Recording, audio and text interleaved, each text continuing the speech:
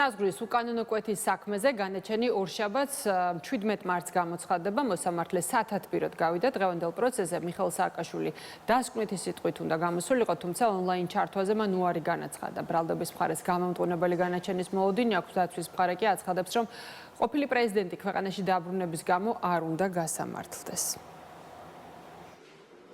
ალბათ აქაც მაქსიმალურ სასჯელს გამოიყენებს ივანიშვილი პრეზიდენტი სააკაშვილის წინააღმდეგ იმისთვის, რომ მან არ დათმო ქვეყნის სახელმწიფოებრიობა 2008 წელს და მან შექმნა თანამედროვე ქართული სახელმწიფოს მაგალითი არა მხოლოდ ჩვენი ქვეყნისთვის, არამედ პუტინის რუსეთისთვის, რაც მისთვის იყო უდიდესი საფრთხე, როგორც სამეზობლო პოლიტიკისთვის, ასევე მისი შიდა პოლიტიკისთვის. მიხეილ სააკაშვილის წინააღმდეგ მიმდინარეობს პოლიტიკურად მოტივირებული დევნა და ამის ნათელი მაგალითია რამდენიმე დღის წინ მიღებული გადაწყვეტილება, როდესაც პიჯაკების საქმეზე მას 9 წელი დაუნიშნეს სასჯელად, რა თქმა უნდა, პოლიტიკური შეკვეთით.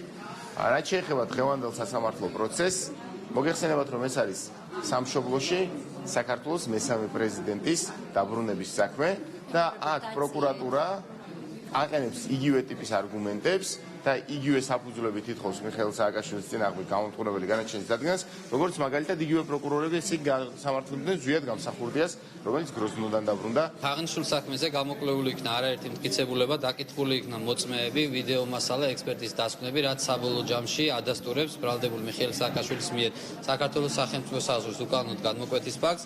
ამიტომ მოლოდინი გვაქვს, რომ ორშაბათს გამოცხადდება ამ ნაწილში გამომტყუნებელი განაჩენი და ბრალდების სასამართლო სრულად ცნობს დამნაშავედ წარდგენილ ბრალდებაში, რაც გულისხმობს საზღვრის უკანონო გადაკვეთის ფაქტს მიხეილ სააკაშვილს.